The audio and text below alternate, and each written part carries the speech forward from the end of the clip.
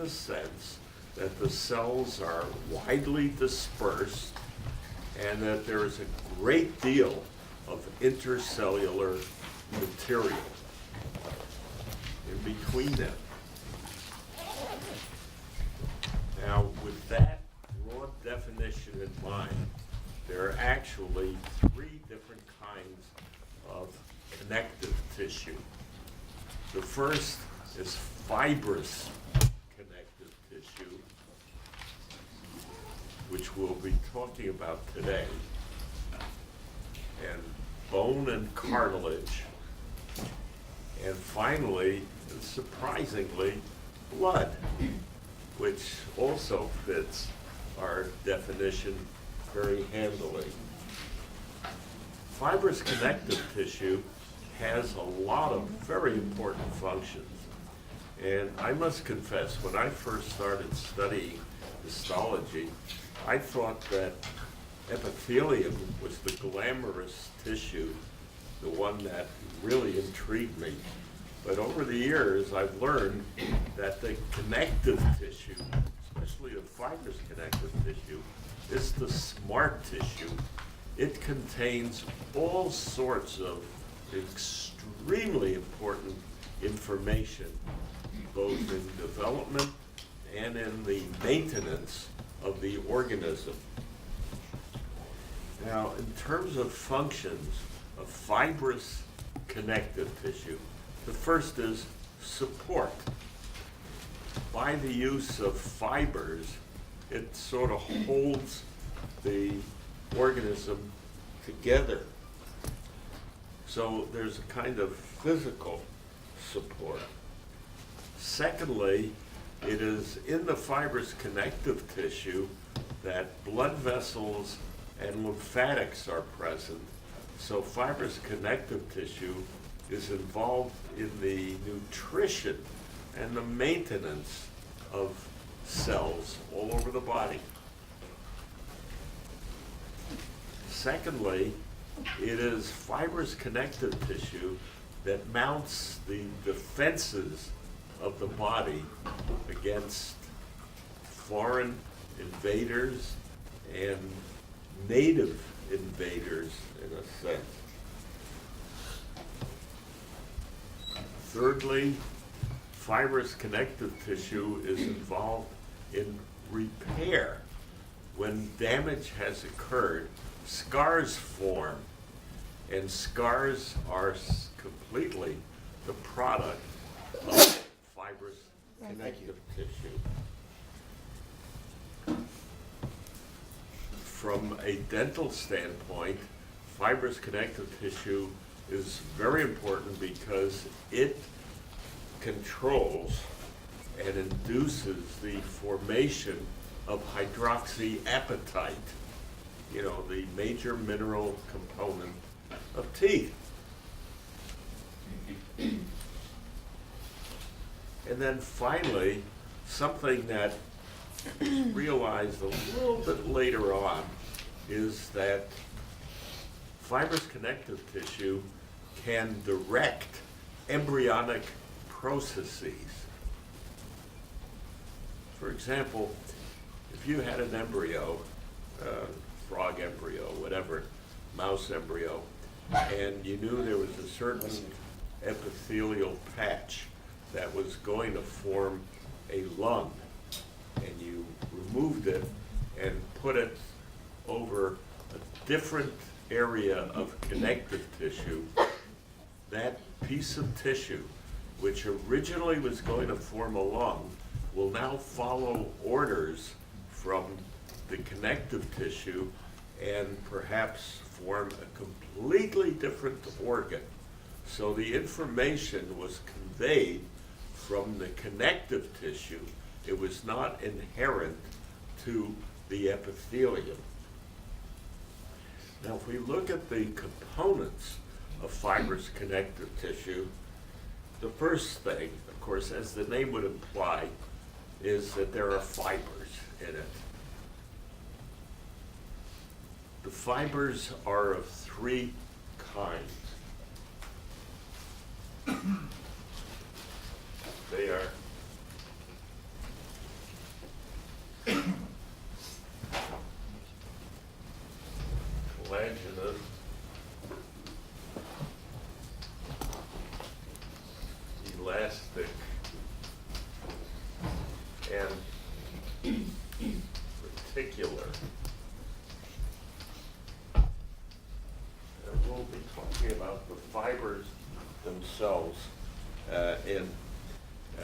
few moments. In addition to the fibers, of course, there are cells. And we'll talk about the cells first.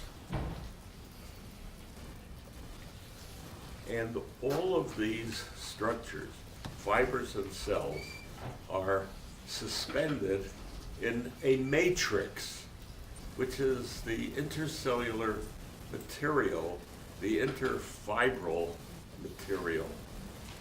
This matrix is an amorphous structure which does not show up well in an ordinary H&E slide.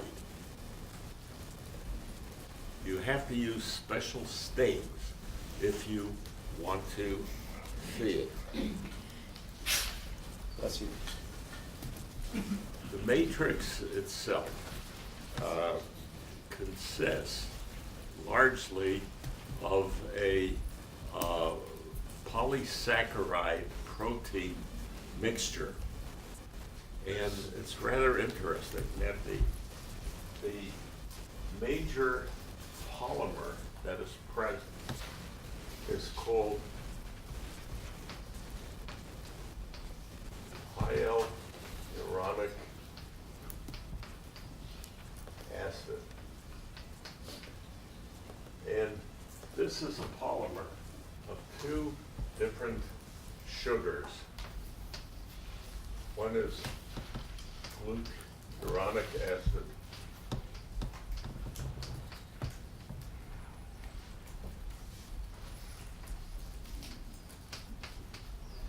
and the other is glucosamine.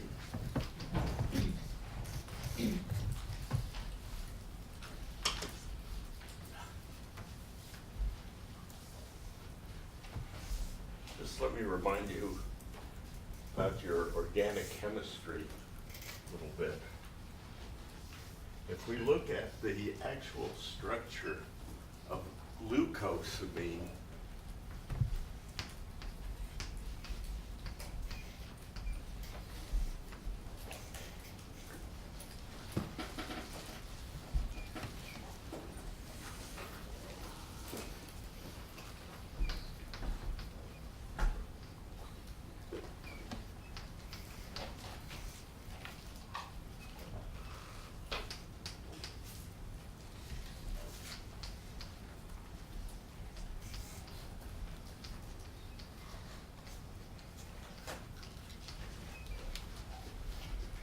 this is the organic chemical structure.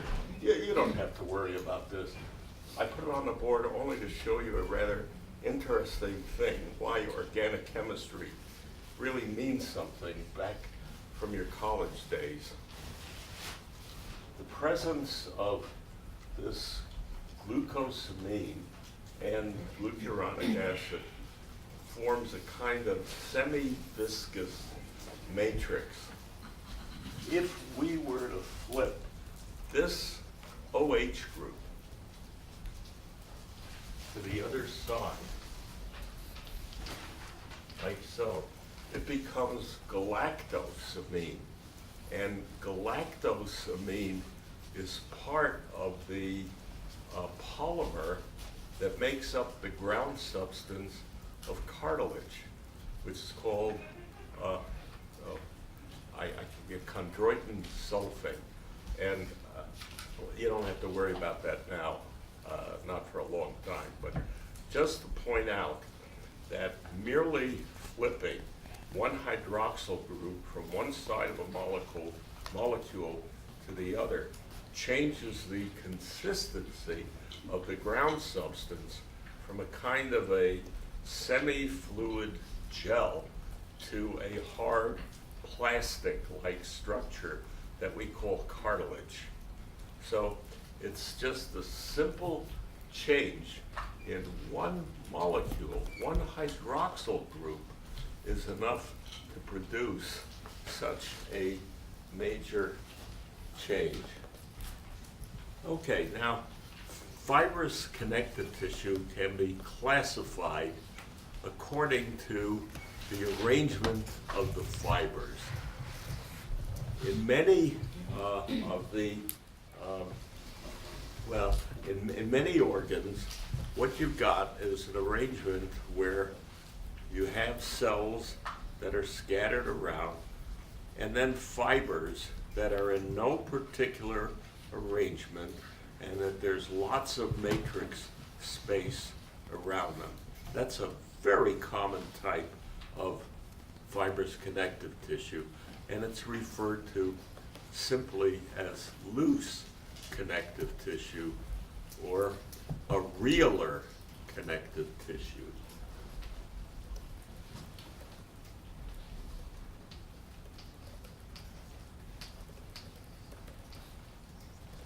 Where does it get this name? Do you dissect cadavers anymore? Do you do any dissection? Have you watched people, you know, when you pull back the skin, you notice the formation of what looks like bubbles under the skin as you pull back on it? Well, that's an artifact. As you do that, you're creating air spaces that air fills into.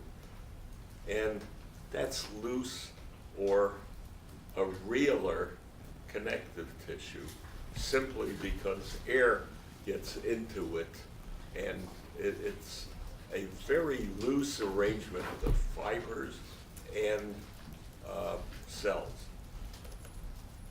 Conversely, there is a situation where the matrix is filled with numerous fibers, and such fibrous connective tissue is called dense fibrous connective tissue.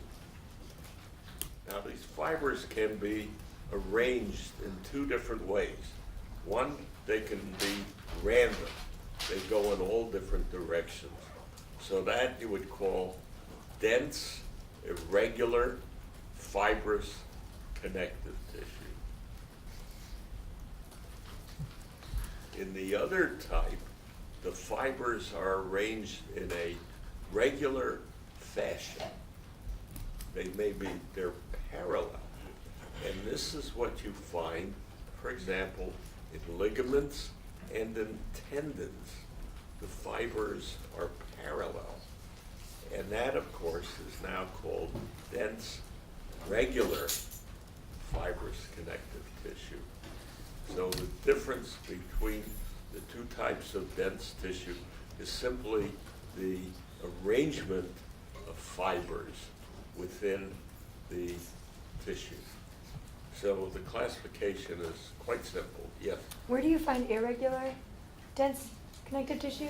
So what kind? Where do you find the irregular, dense, the areolar? Oh, that's found in lots of places around the body.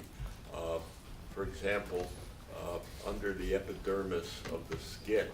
You're wearing dense, irregular, collagenous connective tissue on your feet if you're wearing leather shoes. Leather is nothing more than collagen, one of the fiber types that has been fixed or preserved to hold everything together. Dense, irregular, collagenous connective tissue. Yes? So earlier you said that there were 3 different classes. Does this fall under the collagen? Loose and dense, and of the dense, irregular, dense, regular. Are those 2 of the different classes, or are those elastic, reticular, collagenous? I'm sorry, I'm not catching your question. The dense regular and dense irregular, are those types of collagenous connective tissue?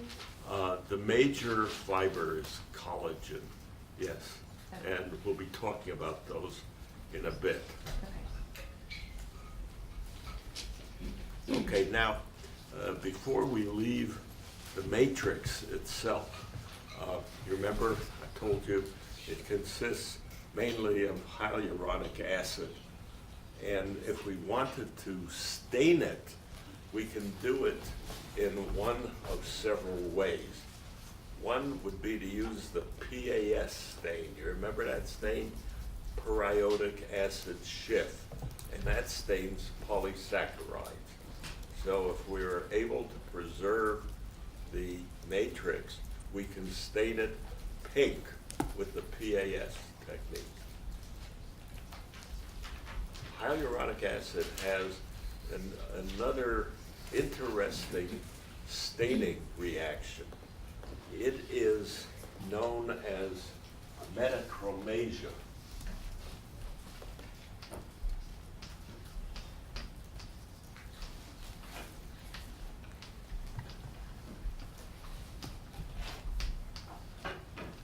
And of course, the blackboard's been cleaned with some kind of waxy cleaner so the chalk doesn't take. Doesn't matter how many times I've asked that they don't do that, they don't. What is metachromasia? It is a peculiar staining property where if one uses a metachromatic dye like toluidine blue, which is blue in color, it will stain this material not blue, but violet. So that in metachromasia, a metachromatic structure will stain a different color from the stain that has been used to reveal it.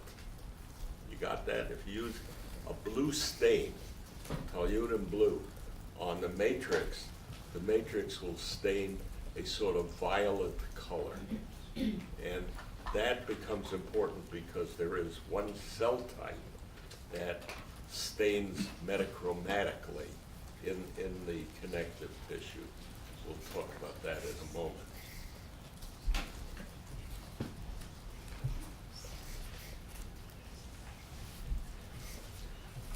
Okay, now the other thing about the hyaluronic acid, as I said, it's sort of semi-viscous, and that is an important defense mechanism.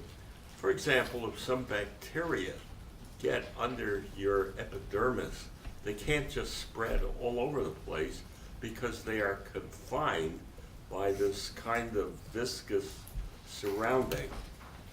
But of course, life is a constant battle between organisms and the environment. And it turns out that certain bacteria, especially the strep group of bacteria, have evolved hyaluronidase, an enzyme that breaks down hyaluronic acid and allows the spread of these bacteria through the matrix. So it's a battle between us and the environment.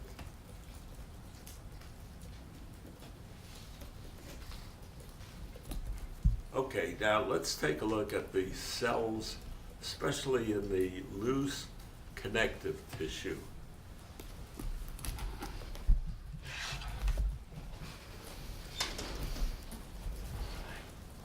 Can somebody give me a hand in pulling this thing?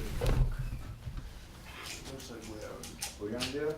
Looks like you have to push up the right side. yeah, well, yeah, we're down. Something's gotta be even, so. So, It's yeah, if you okay. look at the All right right. side, it's off the track. Yeah. So you want them too high, lower. Julia's gotcha. You don't want to hurt yourself, man. Just. Okay, doesn't matter. The most, I just. Take initiative.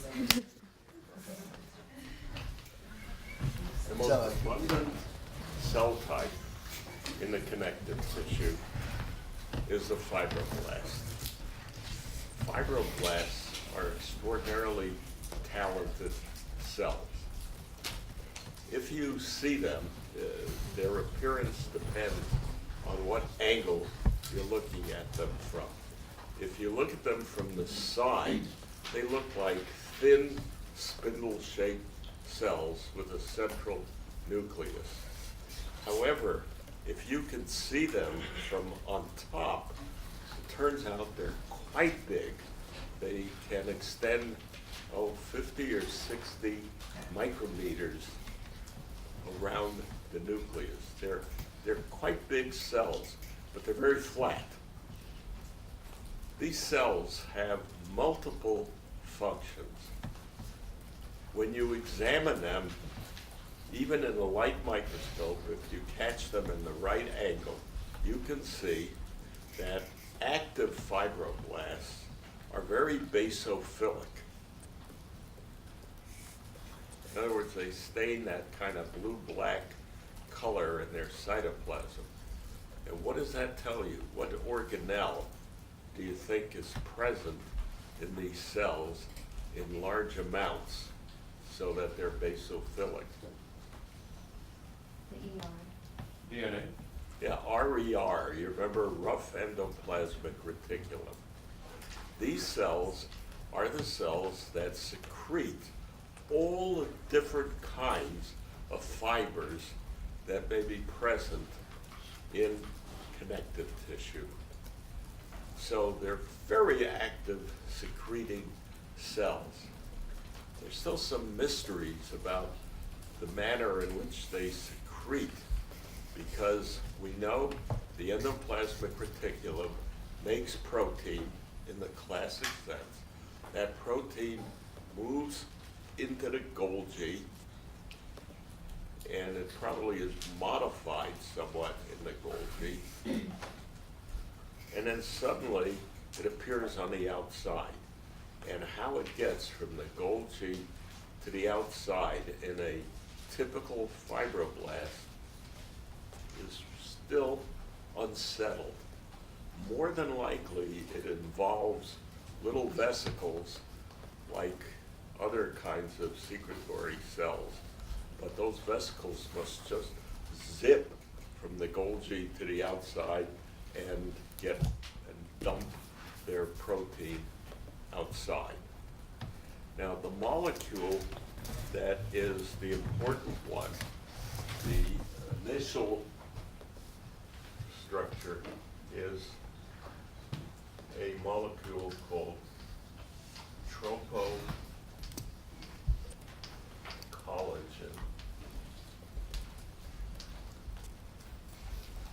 Tropocollagen, we know, is made in the ER, is transferred to the Golgi, and then gets outside. So we'll say more about tropocollagen when we talk about fibers per se. But somehow, what is very interesting is that the fibroblasts can control the way in which the tropocollagen is assembled to form fibers. Not only does it control that assembly, but it controls the way in which the fibers are laid down. There are certain places in the body where the fibers must be in a specific orientation.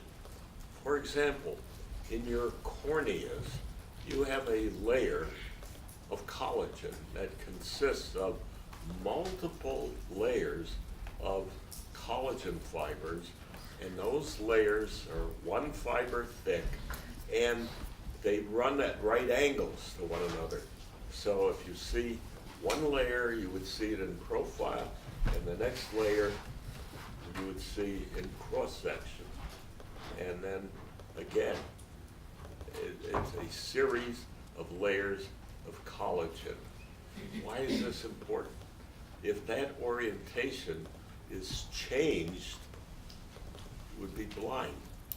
Light would not be able to pass through the cornea.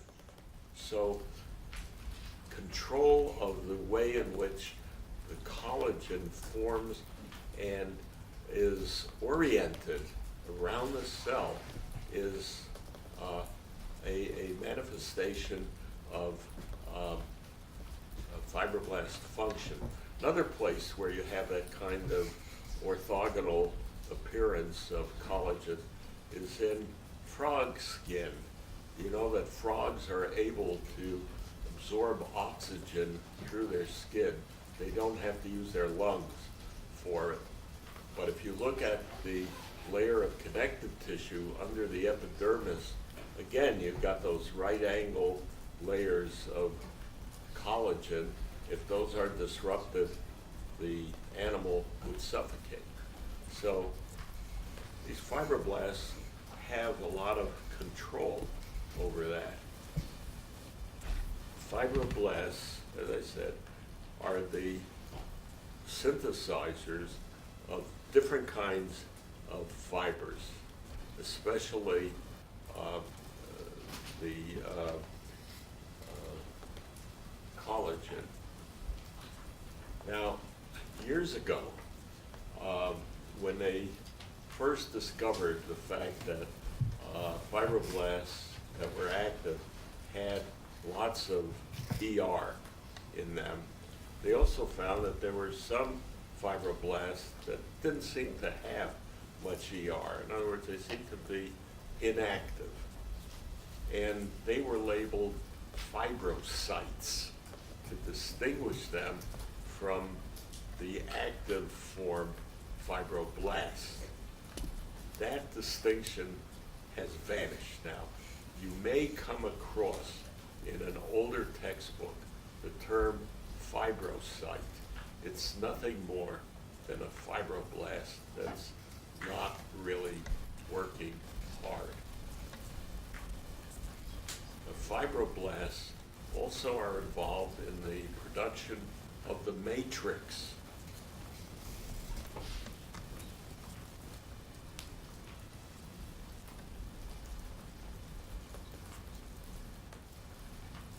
Now, a number of years ago, a Harvard pathologist named Guido Magno described what he called a new cell type, a myofibroblast. What he had discovered and described in the literature were fibroblasts that seemed to have bundles of actin in them and that were capable of contracting. This created a very large stir in pathology. For example, you are aware of the fact that scars shrink. You know, if you cut yourself and you end up with a big scar, over a period of time, that scar is going to shrink a bit. Or, for example, if you get burned badly and it heals by a scar formation, the scars will contract, and people who've had their faces and necks burned, you know, end up with their chin pulled down and so on because of the contraction of scars. Now, it was thought that since fibroblasts form scars, that it might be myofibroblasts that are contracting and pulling the scar shorter. Well, at first, scar contraction was thought to be a result of the shrinkage of collagen, but it was thought that if it's myofibroblasts that are responsible for that contraction, there might be a way of stopping that from happening.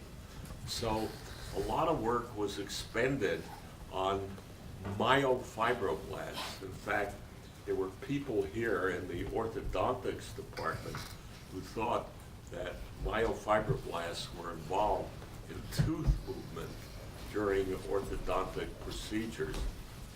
I told them no. Well, it turns out, of course, that they were wrong.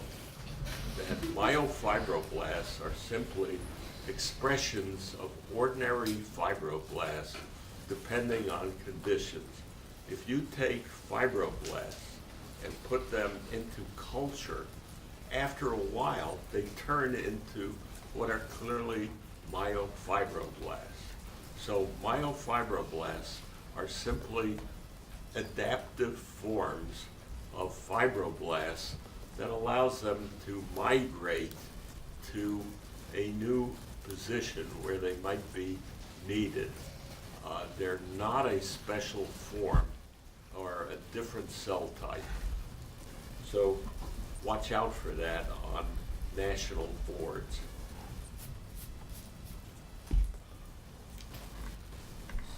Okay, so much then for fibroblasts. Let's move on to another cell type. Dr. Hanover? Yes. Okay, if you're moving on, just a question then. When these fibroblasts create these massive fibers out from their body, Yes. if I were to, how is this accomplished? If I were to make a rod 5 miles long, leaving my body sphere, do you just do that one little piece at a time? Does it grow out like a stick? I mean, how do you make something into the matrix so much larger than you are, or longer than you are anyway? Well, that's easy. You just keep adding. So to it's the end. just one little unit at a time, or is it coming, okay? Yes. When you see the structure of the fibers, you see that there is no defining end to any of these fibers. They're of all different lengths, and you can keep adding to them. Are they adding to the beginning, and so it comes out like a cone, Well, or are they adding to the end? Are you talking about regular or irregular? Because there's a difference, and if you give me a chance, we'll get to that Okay. in a bit.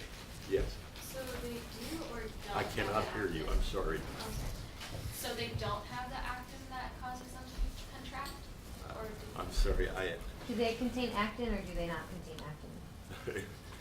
I'm sorry, I have real trouble with women's voices. Do they Just contain, that- do they contain actin or do they not? You know, There still seems to be some my wife confusion never about whether or believed not me they. about that, but women's voices are at a frequency just where I can't hear well.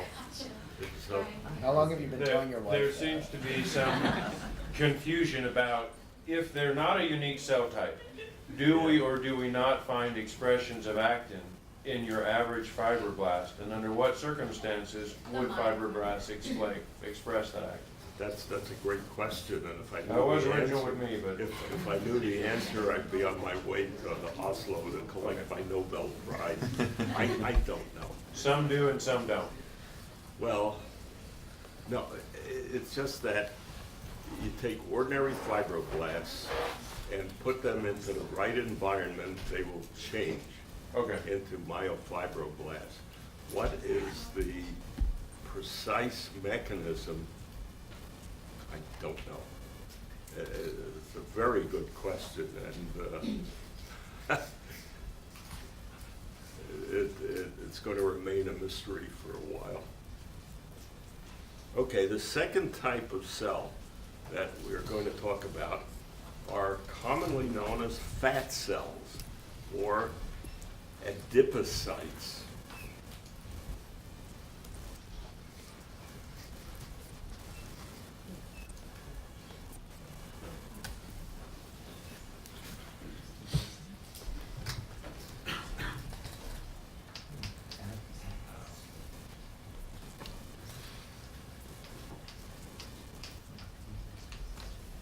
If we examine the way in which these cells form,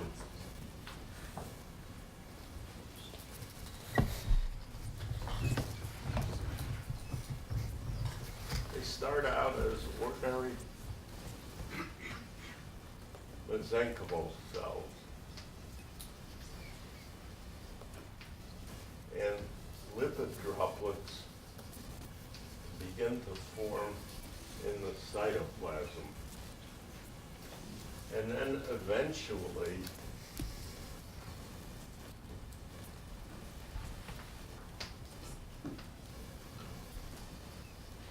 what happens is that the cell fills up with lipid, and it forces the nucleus up to one side.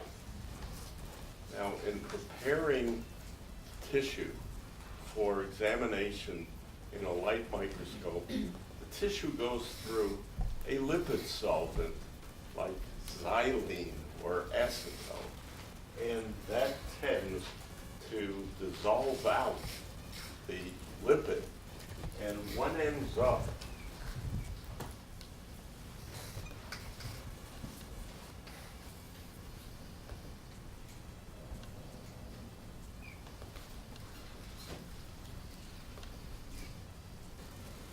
is an empty-looking cell. And in a kind of fanciful naming of these cells, they're referred to as signet ring cells. Now, you can imagine a whole cluster of such cells, all with this kind of signet ring structure. And what that cluster of fat tissue will look like in a light microscope is almost like an area of chicken wire, just the outlines of cells, and they're all empty. Okay, now what are fat cells all about? Well, first of all, clearly, storage of fuel. Secondly, insulation. Think, for example, of polar animals, like a polar bear or a whale or so on. Fat helps to retain heat. Also, fat tends to fill in little crevices in the body to act as a cushion.